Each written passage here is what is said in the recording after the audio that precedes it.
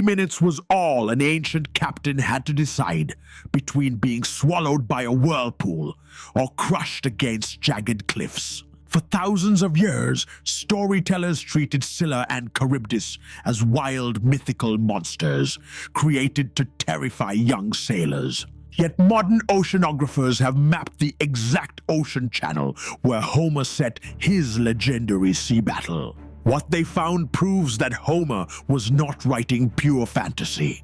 He was describing a real-world hydrodynamic nightmare. Welcome to the Strait of Messina, a narrow 2-mile gap separating the island of Sicily from mainland Italy. To an everyday traveler, this beautiful Mediterranean passage looks calm and peaceful on a clear summer afternoon. Beneath that picturesque surface lies a massive underwater engine capable of flipping wooden ships upside down. To test how Bronze Age sailors navigated this gap, our team set up a real-time hydrodynamic trial. We timed our arrival to match the exact shift between low and high tide in the strait. As the water flow meter readings began to spike, the sea around our hull transformed into white water. This sudden water surge is caused by 2 massive bodies of water fighting for space inside a narrow choke point. Every 6 hours, the Tyrrhenian Sea to the north and the Ionian Sea to the south smash together. These 2 seas possess drastically different temperatures and salinity levels, making them resist mixing smoothly.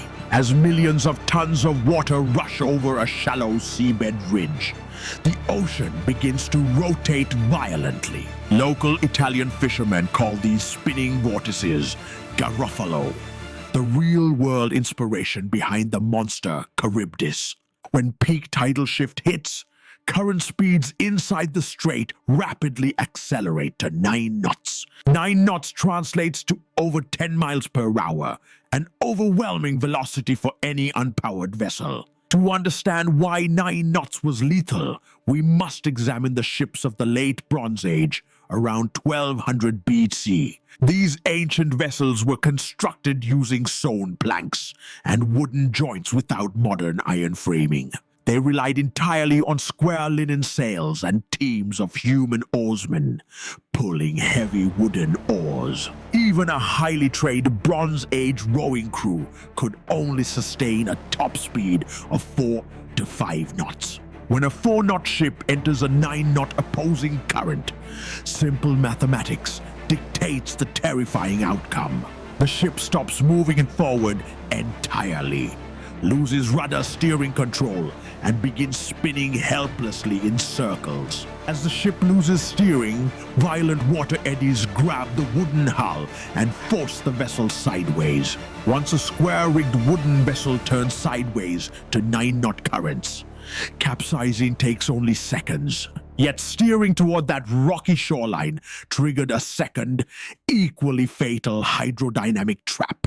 In oceanographic reality, Scylla represents a sheer limestone rock face surrounded by hidden underwater reefs. When powerful current surges hit these vertical rock walls, waves bounce back into the sea at double velocity. This wave reflection creates chaotic standing waves that slam wooden ship hulls back and forth like toys. Captains who tried to hug the shore to avoid Charybdis were smashed directly against Scylla's razor-sharp rocks. This brutal geographical trap created a famous ancient proverb, caught between Scylla and Charybdis, to confirm whether ancient ships actually perished in this exact spot.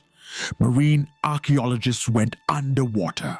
Using side-scan sonar and deep-sea diving gear, teams surveyed the seabed along the base of the Scylla cliffs. Resting decades beneath the sand, researchers discovered extensive debris fields left by ancient shipwrecks. Clusters of heavy lead anchor stocks were found wedged tightly into the rocky crevices beneath the cliffs. These anchors tell a tragic story.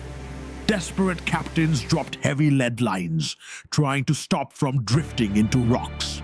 The 9-knot current surge snapped their hemp ropes, sending ships crashing directly into the limestone walls. Shattered ceramic storage amphorae littered across the seafloor confirmed that trade ships met their end right here. This archaeological graveyard proves that Homer's tale was built on centuries of real maritime tragedy. So how did any Bronze Age navigator ever manage to pass through the Strait of Messina alive? Every 6 hours, between the shift from high tide to low tide, current movement briefly drops to zero. Oceanographers call this temporary peaceful moment slack water, and it lasts for under 20 minutes. During slack water, the terrifying Garofalo whirlpools flatten out, and current speeds drop below 1 knot. If a captain timed his approach perfectly, his rowing crew could cross the entire 2-mile strait easily. Failure to calculate that 20-minute window meant getting caught when the current surge suddenly reactivated. On our research vessel deck, our 3-minute trial timer reached its final seconds.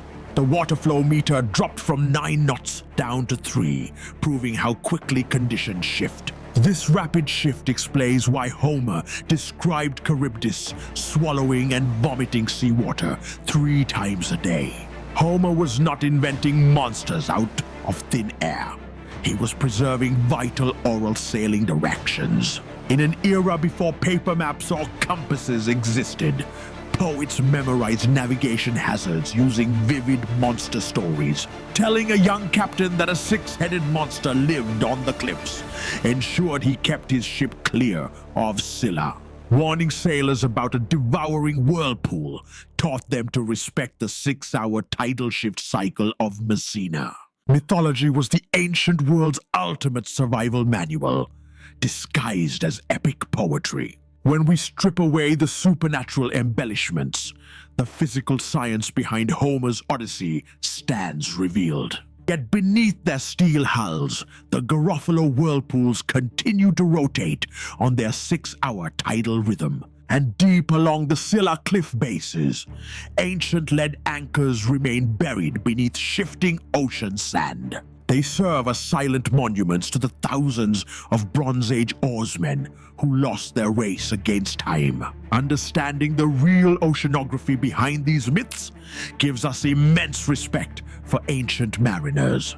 They navigated the open seas without engines, radar, or GPS, relying entirely on observation and courage. Every surge of tide and every dangerous reef was logged in story, passing critical wisdom down generations. Homer's Odyssey is not just an entertaining story, but a record of humanity's earliest battles with nature. Science explains the physical mechanisms of the ocean, while history records how humans survived them. And inside the Strait of Messina, both science and history confirm that Charybdis was very real. It remains one of the most remarkable examples of natural science disguised as ancient mythology. If you were steering a fragile wooden ship into the Strait of Messina, would you have chosen to face the whirlpool or risk the rock cliffs?